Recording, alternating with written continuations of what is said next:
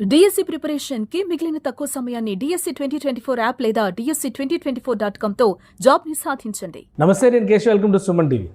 ఆంధ్రప్రదేశ్ రాజధాని అమరావతిలో మరో కొత్త నగరం కొలువు తీరబోతోంది. దీనికి సంబంధించినటువంటి ప్రాతిపదికను ప్రభుత్వం ఇప్పటికే రెడీ చేసింది. ఒక MOUను కూడా కుదుర్చుకుంది. రాష్ట్ర ప్రభుత్వం ముఖ్యమంత్రి దీన్ని X ద్వారా ట్వీట్ చేశారు. ప్రపంచవ్యాప్తంగా కంటెంట్ మేకర్స్కి ఒక హబ్గా మారబోతుంది అమరావతి అనేటువంటి సంకేతం ఇచ్చారు. ఏంటది? ట్రాన్స్ మీడియా ఎంటర్టైన్మెంట్ సిటీ అంటే ఎలాంటి వ్యవస్థలు అక్కడ ఉంటాయి? ఈ MOU కుదుర్చుకోవడం ద్వారా ఆంధ్రప్రదేశ్లో ఉన్న యువతకి కానీ తెలుగు ప్రజలకి కానీ ఎలాంటి ప్రయోజనం కలుగుతుంది? భవిష్యత్ తరాలకి అంటే ఫ్యూచర్ ఇండియాని విజన్ చేసేటువంటి క్రమంలో అమరావతిలో ఏర్పడబోయేటువంటి ఈ ట్రాన్స్ మీడియా ఎంటర్టైన్మెంట్ సిటీ కంటెంట్ హబ్గా మారడానికి ఎంతవరకు అవకాశాలు ఉంటాయి? విశ్లేషించేటువంటి ప్రయత్నం చేద్దాం. మనతో పాటు సీనియర్ జర్నలిస్ట్, ఫిలిం క్రిటిక్ ప్రభు గారు ఉన్నారు. ప్రభు గారు నమస్కారం. నమస్తే. ఇప్పటివరకు తెలుగు సినిమా పరిశ్రమ ఇటు ఉంటుందా అటు వెళ్తుందా ఈ చర్చలు జరిగినాయి. ఇప్పుడు ఒక కొత్త కాన్సెప్ట్ వచ్చింది. ప్రధానమంత్రి ఆ వేవ్ సమిట్ అని చెప్పిన ఒక సమిట్ చేయడము. ఇప్పుడు ఆంధ్రప్రదేశ్ ప్రభుత్వం ఏమో ఈ ఎంటర్టైన్మెంట్ సిటీ ఆల్రెడీ అమరావతిలో మీడియా సిటీ అని చెప్పిన ఒక సిటీని డిజైన్ చేశారు. సో అక్కడ బహుశా ల్యాండ్ అలాట్ చేస్తారని చెప్పని అంటున్నారు. ఎంటర్టైన్మెంట్ సిటీ అనేది వస్తే ఏంటి, ఎలాంటి ప్రయోజనాలు కలగవచ్చు? అసలు దీని ప్లాన్ ఏంటి? ఎంటర్టైన్మెంట్ సిటీ అంటే ఇప్పుడు యాక్చువల్గా క్రియేటివ్ జాబ్ అనేటువంటిది గతంలో ఓన్లీ ఒక చిత్ర పరిశ్రమ మాత్రమే పరిమితమైంది అనేటువంటి ఒక అభిప్రాయం ఉండేటువంటిది. ఈ సినిమా ఈ రోజున క్రియేటర్స్కి మెనూ అనేటువంటిది పెరిగింది. లార్జ్ మెనూ అనేటువంటిది ఏర్పడింది. ఈ సమయంలో కేవలం సినిమా ఒక్కటే ఎంటర్టైన్మెంట్ కాదు, ఆల్టర్నేటివ్ ఎంటర్టైన్మెంట్, ప్రత్యామ్నాయ వినోద సాధనం అనేటువంటిది విపరీతంగా పెరిగిన నేపథ్యంలో ఒక సినిమాయే కాదు ఎంటర్టైన్మెంట్ అంటే, క్రియేటివిటీ అంటే ఒక సినిమాకు మాత్రమే పరిమితం కాలేదు. ఇక రకరకాలైనటువంటి గేమింగ్ యాప్స్ కానీ రకరకాలుగా విస్తృతమైనటువంటి నేపథ్యంలో ఒక ఎంటర్టైన్మెంట్ సిటీ అనేటువంటి దాన్ని చేయాలనేటువంటి థాట్ రావటం, దానికి ఇక్కడ ఏంటంటే మనకి చాలా అభినందించాల్సిన విషయం, ఆనందించాల్సిన విషయం, అదృష్టం ఏంటంటే అటు కేంద్రంలో ప్రధాని మోడీ గారు కానీ ఇక్కడ రాష్ట్రంలో చంద్రబాబు నాయుడు గారిని ఇద్దరికి కూడా గ్రేట్ విజనరీస్. ఒక టెక్నాలజీని ఎలా అడాప్ట్ చేసుకోవాలో, ఆ టెక్నాలజీని ఎలా ముందుకు తీసుకెళ్లాలనేటువంటి విషయంలో వాళ్ళిద్దరికి ఉన్నటువంటి విజన్ చాలా గొప్ప విజన్. ఎట్ ద సేమ్ టైంలో ఈజ్ ఎమర్జింగ్ టెక్నాలజీస్ అనేటువంటి ఏవైతే ఉన్నాయో ఎమర్జింగ్ టెక్నాలజీస్ అన్నింటినీ కూడాను ఉపయోగించుకుంటూ సినిమా ఒక్కటే కాదు, there are other sources of entertainment, other sources of టెక్నాలజీని వాడుకునేది ఉంది. కాబట్టి అమరావతిని అన్ని విధాలుగా ఒక సమగ్రమైనటువంటి, మొన్న ఆయన మాట్లాడారు కదా ఆధునిక్ సిటీ అన్నారు మోడీ గారు, అధునాతన్ సిటీ అని చెప్పేసి, it is not a concrete construction alone, it is an అధునాతన సిటీ అన్నారు. అలాంటి ఒక సిటీ డెవలప్మెంట్లో భాగంగా ఎన్ని రకాలుగా అవకాశాలు ఉన్నాయో అన్ని రకాలుగా చూసుకుంటూ, ముఖ్యంగా ఎంటర్టైన్మెంట్ పాయింట్ ఆఫ్ వ్యూలో ఒక ఆడియో వేవ్ అంటేనే తెలుసు, వేవ్ అంటేనే వరల్డ్ ఆడియో వీడియో ఎంటర్టైన్మెంట్ అనేటువంటి ఒక విస్తృతమైనటువంటి అర్థంలో తీసుకుని దాన్ని ఒక సెంట్రలైజ్ చేయాలి అనేటువంటి ఐడియా. గతంలో ఎప్పుడైనా ఇలాంటివి జరిగినాయి? ఎందుకంటే ఇప్పుడు సినిమా పరిశ్రమ ఏదైనా కానీ ఇప్పుడు వేవ్ కాన్సెప్ట్ తీసుకుని చూద్దాము.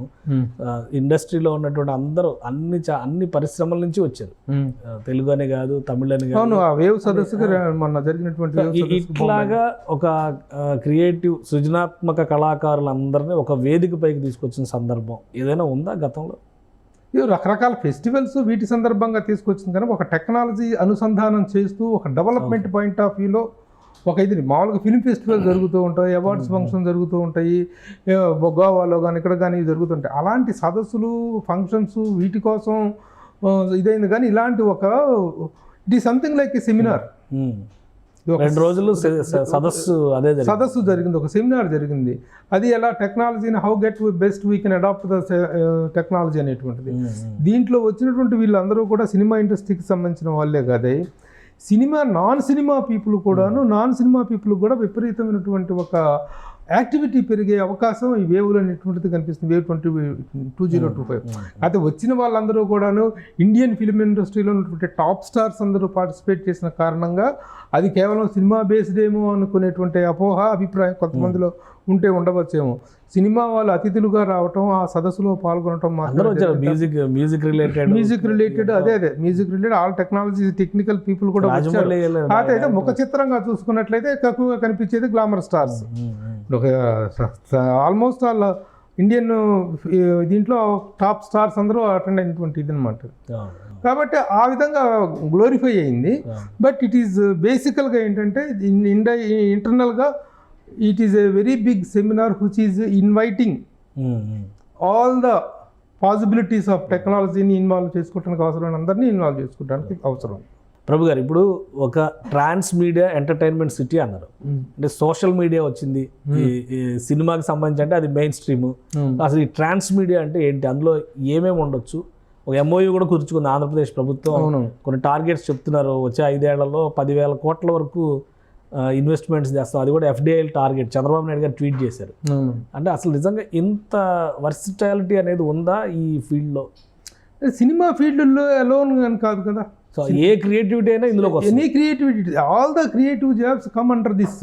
ఓకే, కేవలం ఒక సినిమా మీద మాత్రమే కాన్సన్ట్రేట్ చేసి ఇంత పెద్ద సిటీ ట్రాన్స్ మీడియా ఎంటర్టైన్మెంట్ సిటీ అనేటువంటిది కేవలం సినిమా బేస్డ్గానే, సినిమా ఆధారితంగా కాదు. Okay, it is meant for all type of creative jobs. ఈ రోజున సోషల్ మీడియా అనేటువంటిది కానీ మిగతా ఎన్ని రకాలుగా దీన్ని బేస్ చేసుకునే ఉన్నటువంటి అన్ని క్రియేటివ్ జాబ్స్ని గెటింగ్ అండర్ వన్ రూఫ్ అనేటువంటి దీంతో it will become really going to become a very big thing. Chandrababu Naidu garu ట్వీట్లో ఏమన్నారంటే 25,000 ఉద్యోగాలు వస్తాయన్నారు. అలానే 10,000 కోట్ల ఇన్వెస్ట్మెంట్స్ తీసుకొచ్చేటువంటి టార్గెట్తోనే MOU క్రియేటివ్ ల్యాండ్ అనేటువంటి గ్రూప్తో చేసుకున్నారు. అంటే వాళ్ళు ఎటువంటి ఫెసిలిటేషన్ గవర్నమెంట్ వైపు నుంచి వస్తుంది, వీళ్ళు ఏం చేస్తారు? ఈ MOU సారాంశం అనేది ఇంకా డీటెయిల్స్ బయటకు వస్తాయి. బట్ ఏంటంటే అసలు ప్రైమరీగా ఎలా ఉండొచ్చు వర్క్ షేర్? ఇప్పుడు మనం చూసాం గతంలో ఇండస్ట్రీని చెన్నై నుంచి రండి అంటే ప్రభుత్వాలు ఇక్కడ ఎన్ని చేసినాయో చూసాం, తెలంగాణ, హైదరాబాద్లో అప్పుడు కంబైన్డ్ స్టేట్. సో ఇప్పుడు ఆంధ్రప్రదేశ్ అక్కడ మొత్తం అంతా కూడా బేసిక్ లెవెల్ నుంచి మళ్ళీ కన్స్ట్రక్షన్ చేస్తూ పోతుంది. అలాంటి చోటకి ఇంత అడ్వాన్స్డ్ టెక్నాలజీస్ని తీసుకురావడం అనేది ప్రణాళిక ఏ విధంగా ఉండొచ్చు?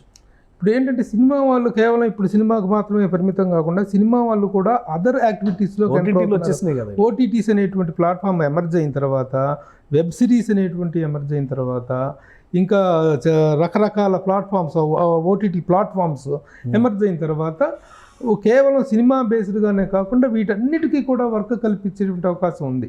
ఓకే, కాబట్టి సినిమా ఇండస్ట్రీ తరలింపప్పుడు ఉన్నటువంటి పరిస్థితులకు ఇప్పుడు ఈ డెవలప్మెంట్కి సంబంధం లేదు. ఇదంతా వర్క్ ఫ్రమ్ హోమ్ యుగం. ఇది వర్క్ ఫ్రమ్ హోమ్ యుగం, ఎవరైనా చేసుకోవచ్చు, ఇది చేసుకోవచ్చు. అక్కడికి వెళ్ళి అక్కడ ఇన్ఫ్రాస్ట్రక్చర్ డెవలప్ చేసి ఈ ఎంటర్టైన్మెంట్ సిటీ అనేటువంటిది ఏదైతే ఉందో దానికి కావాల్సినటువంటి ఇన్ఫ్రాస్ట్రక్చరల్ డెవలప్మెంట్ అనేది ఉన్నప్పుడు ఈ సినిమా వాళ్ళందరూ అక్కడికి వెళ్ళి తరలిపోయి వర్క్ చేస్తారా అనేటువంటిది అవసరం లేదు. ఆ అవసరం లేదు. ఈ ట్రాన్స్ మీడియా ఎంటర్టైన్మెంట్ సిటీ ఫార్మేషన్లో సినిమా వాళ్ళు కూడా భాగస్వాములు కావచ్చేమో తప్ప, సినిమా వాళ్ళ భాగస్వామ్యం మీదనే ఈ ఎంటర్టైన్మెంట్ సిటీ అనేటువంటిది ఆధారపడి ఉంటుంది.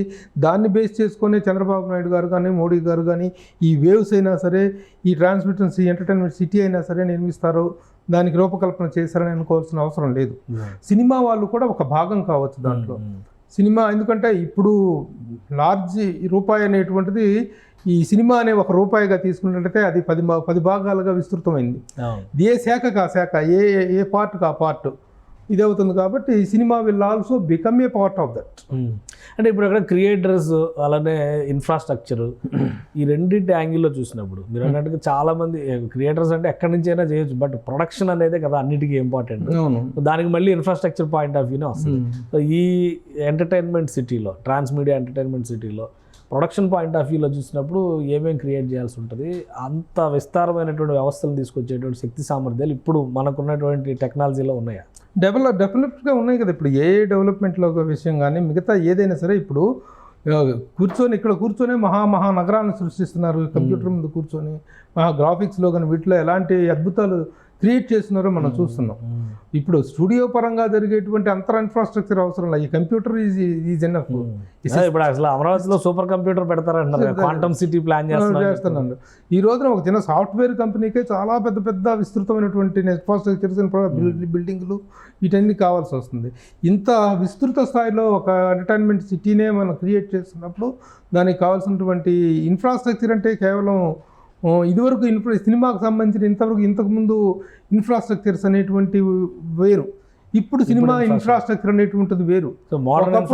ఒకప్పుడు స్టూడియో ఉంటేనే ఎడిటింగ్ రూమ్స్, దానికి సపరేట్గా ఉంటాయి. ఎడిటింగ్ రూమ్స్, రికార్డింగ్ రూమ్స్, దానికన్నా ఉన్నాయి. ఈరోజు ఒక కంప్యూటర్ ముందు కూర్చుంటే మొత్తం పనులు పూర్తయ్యేటువంటి పరిస్థితి ఏర్పడింది. అలాంటి ఒక డెవలప్మెంట్ అనేటువంటిది ఏర్పడింది. ఈవెన్ షూటింగ్ అనేటువంటి దాన్ని నామకే వాస్తే ఒక స్క్రీన్ ముందు గ్రీన్ మ్యాట్ ముందు షూట్ చేసుకొని వచ్చేసి అద్భుతాలు సృష్టిస్తున్నటువంటి పరిస్థితి ఏర్పడుతున్నప్పుడు ఇన్ఫ్రాస్ట్రక్చర్ అనేటువంటి దానికి ఇన్ఫ్రాస్ట్రక్చర్ నీడ్కి అర్థం మారిపోయింది, డెఫినేషన్ మారిపోయింది.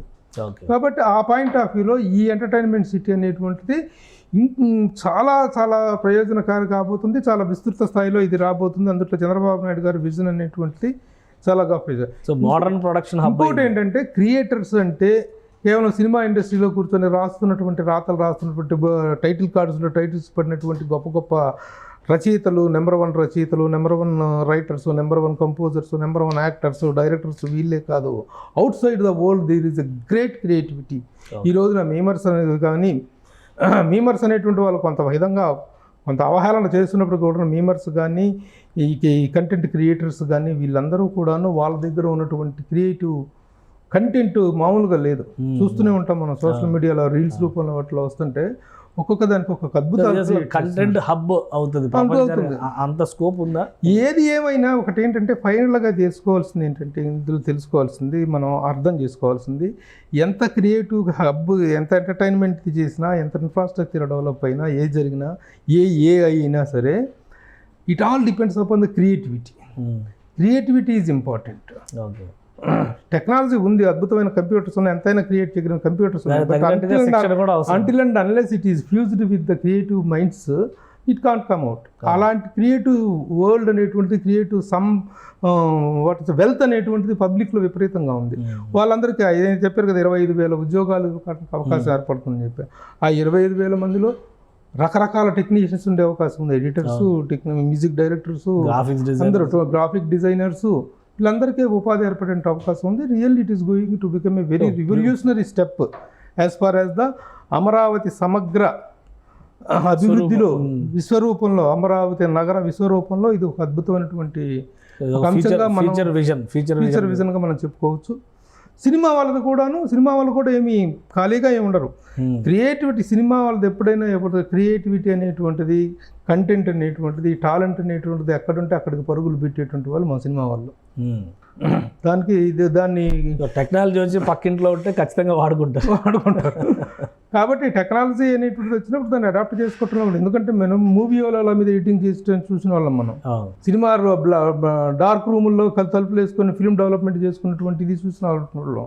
అవన్నీ కూడా తర్వాత కంప్యూటరైజ్ అయిన రోజున ఆ కంప్యూటరైజేషన్ ఆ రోజుల్లో ఉన్నటువంటి ఆన్ స్పాట్ ఎడిటింగ్ చేస్తున్నారు. ఇప్పుడు ఆన్ స్పాట్ ఎడిటింగ్ చేసేస్తున్నారు. ఇప్పుడు మనం ఒక సీనియర్ ఎడిటర్స్ కొంతమందిని తీసుకున్నట్టుగా గౌతమ్ రాజు గారు ఎంత గొప్ప ఎడిటర్, చనిపోయారు ఆయన. అలాగే కోటగిరి వెంకటేశ్వరరావు గారు కానీ ఇంకా చాలామంది ఎడిటర్స్, సీనియర్ మోస్ట్ ఎడిటర్స్. ఈ టెక్నాలజీ వచ్చిన తర్వాత అప్పుడు ఫిలిం మీద కట్ చేసుకొని, గమ్ము పెట్టుకొని, పేస్ట్ చేసుకొని, కత్తిరి తెచ్చుకుంటూ పేస్ట్ చేసుకుంటూ ఎడిటింగ్ చేసినటువంటి వాళ్ళు వచ్చిన టెక్నాలజీని అడాప్ట్ చేసుకున్నారు కదా. అలాంటి సీనియర్ మోస్ట్ ఎడిటర్స్ అందరూ కూడా ఆ విధంగా టెక్నాలజీ అడాప్షన్లో కూడా న్యూ చేంజ్కి ఇది భాగం అవుతుంది. ఎప్పుడు కూడా ముఖ్యంగా వచ్చిన టెక్నాలజీని అడాప్ట్ చేసుకోవడంలో మన డైరెక్టర్స్, మన టెక్నీషియన్స్ ఉన్నారు. బట్ ఇక్కడ ఏంటంటే ఈ ట్రాన్స్మీడియా ఎంటర్టైన్మెంట్ సిటీ అనేటువంటిది it is not exclusive for cinema people అని కాదు. Cinema people will also take part in that, they will also become a part of that. ఇది ఒక విస్తృత స్థాయి vision, a big vision of Chandrababu Naidu garu and Modi sir.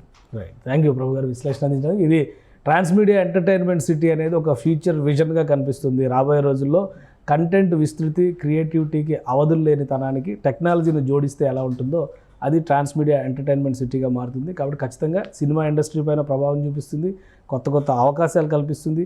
యువతకి తగిన శిక్షణ ఇవ్వడానికి కూడా ఈ కొత్త సిటీ ఆవిర్భవిస్తే కనుక మెరుగైన అవకాశాలు వస్తాయని ప్రభు గారు విశ్లేషిస్తున్నారు. ఇది స్పెషల్ డిస్కషన్. Keep watching.